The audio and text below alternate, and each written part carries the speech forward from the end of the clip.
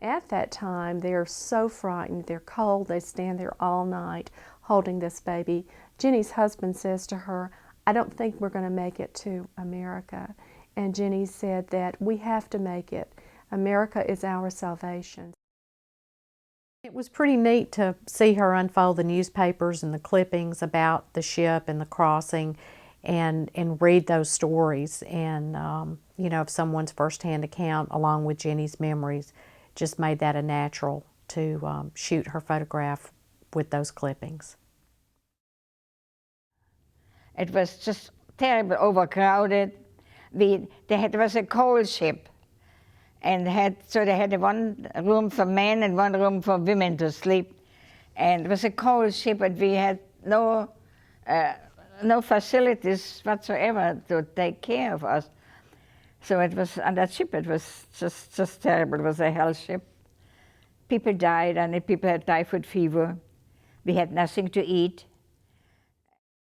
This is a picture of Regina Dembo. I called it Saying Goodbye. It shows three little girls in the train looking out the window at their mother and young brother. They did not realize at the time, but this was truly saying goodbye because the mother and the brother did not survive. We were hoping our mother would come, and my brother, who was 4 years old when we left. And my uncle tried to get her to go to Cuba and some other places, and none of it seemed to have worked out. And a number of years later, I think my sister must have been 19 by then, and I was older. She was at a party, and she found out that my mother had died in a concentration camp. She was gassed. She had two great influences that motivated her to become a teacher. One was a foster family that she lived with in New York just shortly after they came to the United States, who, as a family, they had a huge priority of education and learning. And so they encouraged her to go on to college, which kind of was a surprising thing for her because she had been told by teachers as she was growing up, naturally teachers who were probably a part of the Nazi movement, that she was stupid and that she couldn't learn. Well, as a student, I was really miserable because I had a teacher who did not like the 4 or 5 Jews that were in class, and especially those whose parentage was Polish. And my father never could get Austrian citizenship, so I was, even though I was born in Vienna, I was considered Polish ancestry. Unfortunately, the Jewish children, were not allowed to go to school anymore, so he had a lot of time on his hands. So his curiosity led him out on the street, and his adventurous spirit, and he was witness to a changing world. I remember seeing this gentleman in a very fine coat, and he wore a, was it a bowler? The round hat, and he looked like $1 million. And there was a rotten potato laying on the street, and he reached down and picked it up and squeezed it, and kind of a purplish smoke came out of it. I do remember that. And he goes, smelled it, and I obviously that did not smell attractive. And he looked at it one more time and stuck it in his pocket. So this kind of indicates to you the food shortage and the circumstances. I think Stan Minkinow has probably done more exciting things than I can ever imagine anyone doing. And when he tells you about them, there's just a little gleam in his eye and how much fun it all was, and like he was never in any real danger at all. So when we interviewed him and he told us stories of how he was a Green Beret, he was in the Special Forces, 2 tours of Vietnam, all of the flying and probably we don't even know a fraction of all that he has done that's exciting and daring.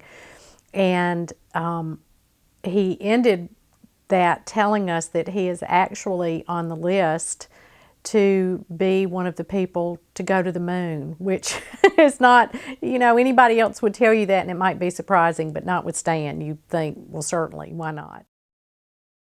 Well, I went through jump school, and then I was assigned to the 82nd Airborne. And then I heard about Special Forces, and they were seeking people who spoke languages, and of course I spoke 4 languages. So I applied for that, and I got accepted. Went through Special Forces training, earned myself a Green Beret. He said, the 4 years I was in the Ribinitsa ghetto, I did not sleep. I was so afraid. They had so many incidents of family members being taken away and never seeing them again, or their small apartments being searched. And he was just always afraid. And in the art, I took again an oil pastel that I could show the harshness of the lights and the darks. I wanted to show this young boy with his arms folded, sitting on the edge of his bed, simply afraid to go to sleep, because fear was the constant in his world. Каждый день я его каждые 3-4 дня, максимум 5 дней, нас выгоняли на площадь. Держали под солнце, дождь, снег, мороз по 5-6 часов. So he repeated again that they were forced to go to this plaza for each 3-4 days and keep them there 5-6 hours until somebody will decide their fate. В окружении солдат. And they were surrounded by those soldiers with guns in their hands. Готовы даже на месте расстреливать. And they were ready to kill him right there. There's one thing that was not very difficult at all to understand in speaking with him when we interviewed Leonid, and that was how happy he was to come to America, and that it's just a magnificent place of freedom where you can be who you want to be and just live in peace. Приехал сюда, здесь свободно, религия, все свободно, синагоги есть, все можно ходить. В том, что я хожу не каждый день, но по праздникам, все праздники я в синагоге. And this is a miracle because he came here and now he can go to synagogue and like openly practice what he was, how to say that, missed and wasn't allowed to do for so many years. I'm good living, I'm work good, I'm right. Скажите, счастлив, happy. Thank you, was can come from America. Yeah, I'm glad to be in America. I think this is it.